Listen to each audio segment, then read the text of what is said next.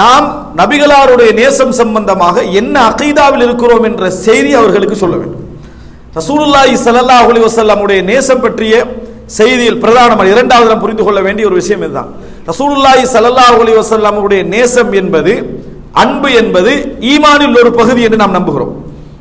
ஒருவரை நாம் நேசிப்பது, இமாம் ஷாஃபி ரஹ்மத்துல்லாஹி அவர்களை நாம் நேசிக்கிறோம், இமாம் அஹ்மது பின் ஹம்பலை நேசிக்கிறோம் அப்படி என்று சொன்னால் அந்த தீனுக்கு அவர் சேவை செய்வதன் காரணமாக நேசிக்கிறோம். அது எனக்கு வாஜிப் அல்ல, எனக்கு கடமை அல்ல. ஒருவர் இமாம் ஷாஃபியை பற்றி தவறான செய்திகள் கேள்விப்பட்டு அவரை வெறுத்தால் அவருடைய ஈமானில் குறை ஏற்பட்டு விட்டதுன்னு அர்த்தம் அல்ல. ஆனால் அவர் தவறான செய்தியை நம்பி இருக்கிறார் என்கின்ற ஒரு குற்றம் தான் அவருக்கு உண்டு. ஆனால் ஆயிஷா ரலியல்லாஹு அன்ஹா அவர்களை ஒருவர் வெறுத்தால் அது குஃப்ர்ல கொண்டு போய் என்ன செய்யும்? விட்டுவிடும். ரசூலுல்லாஹி ஸல்லல்லாஹு அலைஹி வஸல்லம் அவர்களை ஒருவர் நேசிக்கவில்லை என்றால் அது குஃப்ர்ல என்ன செய்யும்? கொண்டு போய்விடும். எனவே மஹப்பத்துன் நபி மினல் ஈமான், ரசூலுல்லாஹி ஸல்லல்லாஹு அலைஹி வஸல்லம் அவர்களை நேசிப்பது ஈமான்ல ஒரு பகுதி. ரசூலுல்லாஹி ஸல்லல்லாஹு அலைஹி வஸல்லம் சொன்னார்கள், சஹீஹ் முஸ்லிமிலே வரக்கூடிய செய்தி, லா யுமினு அஹதுக்கும் ஹத்தா அகூன அஹப்ப இலைஹி மின் வாலிதிஹி வ வலதிஹி வன் நாஸி அஜ்மாயின். நான் ஒருவருடைய தந்தை, தாய், பிள்ளைகள், ஏனைய எல்லா மனிதர்களை விட அவருக்கு நான் நேசமாக இருக்கின்ற வரைக்கும் அவர் முஃமினாக மாட்டார் என்று ரசூலுல்லாஹி ஸல்லல்லாஹு அலைஹி வஸல்லம் சொன்னார்கள். எல்லோரையும் விட யார் நேசமாக இருக்க வேண்டும்? மிகவும் அன்புக்குரியவராக அவரிடத்தில் இருக்க வேண்டும். ரசூலுல்லாஹி ஸல்லல்லாஹு அலைஹி வஸல்லம் ஆக வேண்டும். ஆகினால் தான் அவரது ஈமான் பூர்த்தியாகும் என்று அதாவது ரசூலுல்லாஹி ஸல்லல்லாஹு அலைஹி வஸல்லம் சொல்லி தருகிறார்கள். எனவே ஈமான் கொள்வதில் ஒரு பகுதி மஹப்பத்துன் நபி, ரசூலுல்லாஹி ஸல்லல்லாஹு அலைஹி வஸல்லம் அவர்களை நேசித்தல். நபிகளாரின் மீது நேசம் இல்லை என்பது முழு ஈமானையும் என்ன செய்துவிடும்? அகற்றிவிடும் என்ற ஈமானிலும் அகீதாவிலும் இருக்கக்கூடிய ஒரு சமுதாயம் நான். ஆனால் அந்த மஹப்பத்தை வெளிப்படுத்துவது எப்படி என்பது சஹாபாக்களை முந்திக் கொண்டு வெளிப்படுத்துவதல்ல. சஹாபாக்கள் எங்களை விட நேசம் வைத்தவர்கள், எங்களை விட நேசம் வைத்தவர்கள் செய்த தியாகங்களுக்கு நாம் கிட்டையும் வரமாட்டோம். அப்படி இருக்கிற நேரத்தில் அவர்களை காட்டாத ஒரு வழியில் நாம் நேசத்தை வெளிப்படுத்துவது என்பது அதிக பிரசங்கித்தனம்.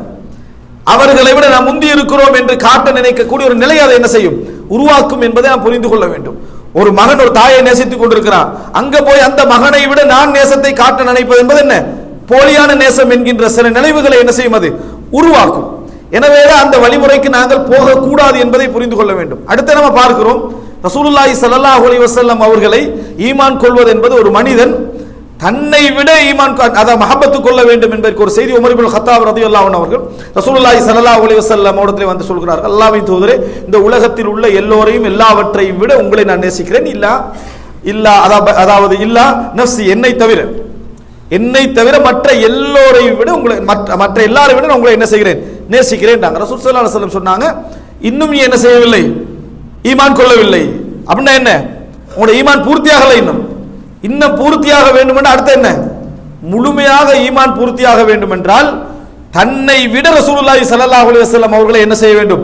நேசிக்க வேண்டும் என்று ரசூல் ஸல்லல்லாஹு அலைஹி வஸல்லம் சொன்னவுடன் உமர் இப்னு கத்தாப் அவர்கள் புரிந்து கொள்கிறார்கள், தன்னை விட ரசூலுல்லாஹி ஸல்லல்லாஹு அலைஹி வஸல்லம் அவர்களை நேசிப்பதுதான் ஈமானில் ஒரு பகுதி என்று சொன்னவுடன் ரசூல் ஸல்லல்லாஹு அலைஹி வஸல்லம் அவரிடத்தில் என்ன செய்கிறார்கள்? உமர் இப்னு கத்தாப் அவர்கள், என்னை விட நான் உங்களை என்ன செய்கிறேன்? நேசிக்கிறேன் என்று சொன்னார்கள் என்ற செய்தியை பார்க்கிறோம். அப்படி என்று சொன்னால் ஒரு மனிதன், உமரை போன்ற ஒரு ஈமானுடைய நிலையில் இருக்கக்கூடிய மனிதர், அவரை விட ரசூலுல்லாஹி ஸல்லல்லாஹு அலைஹி வஸல்லம் அவர்களை நேசித்தல் என்பது ஈமானில் வரக்கூடிய ஒரு செய்தி என்று சொன்னால் இது அகீதாவுடைய ஒரு பகுதி, ஈமானுடைய ஒரு பகுதி என்பதை நாம் நம்புகிறோம். மஹப்பத் என்பது தன்னை விட ரசூலுல்லாஹி ஸல்லல்லாஹு அலைஹி வஸல்லம் அவர்களை, ஈமான் என்பது ரசூல் ஸல்லல்லாஹு அலைஹி வஸல்லம் அவர்களை தன்னை விட நேசித்தல் என்ற இடத்துக்கு என்ன செய்கிறது? வருகிறது என்பதை இந்த செய்திகளின் ஊடாக நாம் என்ன செய்கிறோம்? புரிந்து கொள்கிறோம். அப்ப ரசூலுல்லாஹி ஸல்லல்லாஹு அலைஹி வஸல்லம் அவர்களை விரும்புதல் அல்லாஹ் தஆலா குர்ஆனின் ஊடாகவும் அல்லாஹ் தஆலா கடமையாக வஅலமு அன்ன ஃபீக்கும் ரசூலல்லாஹ், அறிந்து கொள்ளுங்கள் உங்களுக்கு மத்தியில் அல்லாஹ்வுடைய தூதர் இருக்கிறார். அதேபோல் நபிகளாரை அழைக்கின்ற பொழுது நீங்கள் உங்களில் சிலர் உங்களை அழைப்பதை போல் நீங்கள் என்ன செய்ய வேண்டாம்? அழைத்துக் கொள்ள வேண்டாம். அல்லாஹ் தஆலா என்ன செய்கிறார்? சொல்ற ரசூலுல்லாஹி ஸல்லல்லாஹு அலைஹி வஸல்லம் உடைய குரலுக்கு மேல் உங்கள் குரலை உயர்த்த வேண்டாம், உங்கள் அமல்கள் அழிந்து விடலாம். நபியோடைய கூற்றுக்கு மேல் உங்கள் கூற்றை முற்படுத்த வேண்டாம், உங்கள் அமல்கள் அழிந்து விடலாம். இதெல்லாம் குர்ஆன் சொல்லக்கூடிய முக்கியமான வார்த்தைகள் என்பதை நாம் என்ன செய்கிறோம்? பார்க்கிறோம். அல்லாஹ் தஆலா எத்தனையோ சட்டங்களை விரிவாக விளக்காத அல்லாஹ் தஆலா நபி அவர்கள் விருந்தாளிகள் சாப்பிட்ட பின்னால் போகாமல் இருந்து கொண்டிருப்பது நபி அவர்களுக்கு இன்னதாலிக்கும் கான யுதின் நபி தொந்தரவாக இருக்கிறது என்பதனால் அதை ஒரு அரை பக்கத்துக்கு அல்லாஹ் தஆலா விளங்கப்படுத்தி என்ன, நபிகளாருடைய வீட்டிலே உணவு உண்டு விட்டால் நீங்கள் போய்விடுங்கள் என்ற வசனத்தை அல்லாஹ் தஆலா என்ன செய்கிறான்? இறக்கி வைக்கிறான் என்று சொன்னால் மஹப்பத் ரசூலுல்லாஹி ஸல்லல்லாஹு அலைஹி வஸல்லம் உடைய ஈமான் என்பது வாஜிப் என்பதை இந்த செய்தியிலே புரிந்து கொள்கிறோம். இது மாத்திரமல்ல, இந்த மஹப்பத் மூன்றாவது கட்டமாக புரிந்து கொள்ள வேண்டும், ஈமானிய ரீதியாக மட்டுமல்ல, ஒரு மனிதன் சிந்தித்தால், ஒரு மனிதன் அதாவது விளங்கினான் என்று சொன்னால், நபி அவர்களை விட இந்த உலகத்தில் அவன் வேறவரை நேசிக்கவும் முடியாது. ஒருவன் சரியாக விளங்கினான் என்று சொன்னால் நபி அவர்களை விட இவரை நேசிக்கவும் முடியாது. நேசமும் அன்பும் பாசமும் ஏன் ஏற்படுகிறது? தன் மீது இன்னொருவர் எடுக்கக்கூடிய கவனத்தில் இருந்து. நேசத்தை பல வகையாக நம்ம பிரிக்கலாம், ஆனால் பிரதானமான காரணியாக அதில் எது இருக்கும் என்று சொன்னால், முஅஸ்ஸிராக தாக்கம் செலுத்தக்கூடிய, செல்வாக்கு செலுத்தக்கூடிய காரணியாக எது இருக்கும் என்றால் தன் மீது எடுக்கக்கூடிய கவனம். இந்த உலகத்திலே ஒரு மனிதன் மீது இன்னொரு மனிதன் எடுக்கக்கூடிய கவனத்தில் நாளை மறுமையில் ஒருவர் சொர்க்கம் செல்ல வேண்டும், நரகம் அவரை என்ன செய்யக்கூடாது, தீண்டக்கூடாது என்கின்ற கவனம், நஷ்டப்படாத ஒரு அழகான ஒரு உலக வாழ்க்கை ஒரு மனிதனுக்கு கிடைக்க வேண்டும் என்ற கவனத்தை விட வேறொரு கவனம் இருக்கலாமா? இருக்க முடியாது. அதை ரசூலுல்லாஹி ஸல்லல்லாஹு அலைஹி வஸல்லம் அவர்கள் நபியாக வந்ததிலிருந்து, ரசூலுல்லாஹி ஸல்லல்லாஹு அலைஹி வஸல்லம் அவர்கள் வாழ்ந்து காட்டியதிலிருந்து, நபி அவர்கள் இந்த சமுதாயத்தின் மீது வைத்த நேசத்திலிருந்து நாம் புரிந்து கொள்கிறோம். ரசூல் ஸல்லல்லாஹு அலைஹி வஸல்லம் அவர்கள் அதாவது நான் தான் நபி, எடுத்து வைப்பது உனது கடமை என்ற ரீதியில் நபி அவர்கள் நடந்து கொண்டார்களா? லஅல்லக பாஹிஉன் நஃப்ஸக அலா ஆதாரிஹிம், அவர்களுக்கு பின்னாலேயே போய் நீங்கள் உங்களையே அழித்துக் கொள்வீர்கள் என்று அல்லாஹு தஆலா சொல்லுகின்ற அளவில் நபி அவருடைய பிரச்சாரம் இருந்ததா? அல்லாஹு தஆலா இவ்வளவுதான் கடமையாக்கி இருக்கிறான். ஆனா நபி அவர்களுடைய எல்லை எப்படி இருந்தது?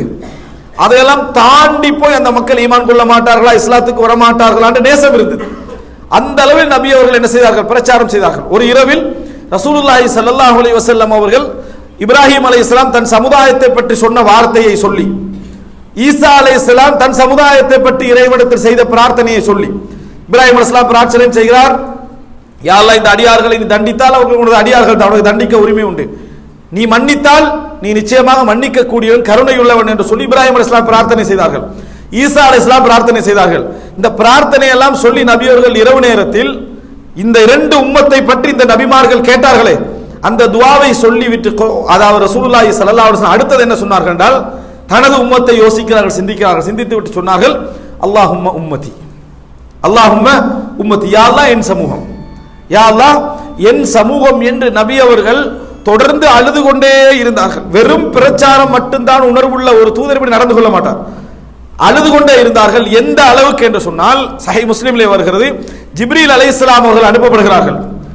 ரசூலுல்லாஹி ஸல்லல்லாஹு அலைஹி வஸல்லம் அவர்களிடத்தில் அனுப்பப்பட்டு அல்லாஹ் தஆலா சொல்றான், இன்னா சனுர்தீக ஃபீ உம்மதிக் வலா நசூருக், உங்கள் சமூக விஷயத்திலே நாம் உங்களுக்கு திருப்தியையே தருவோம், உங்களை கவலைப்படுத்த மாட்டோம் என்ற செய்தியை ஜிப்ரீல் அலைஹிஸ்ஸலாம் ரசூலுல்லாஹி ஸல்லல்லாஹு அலைஹி வஸல்லம் அவர்களுக்கு நன்மாராயமாக சொல்லுகின்ற வரைக்கும் ரசூலுல்லாஹி ஸல்லல்லாஹு அலைஹி வஸல்லம் என்ன செய்தார்கள்? அந்த பிரார்த்தனையை செய்து கொண்டிருந்தார்கள் என்றதை நாம் என்ன செய்கிறோம்? பார்க்கிறோம்.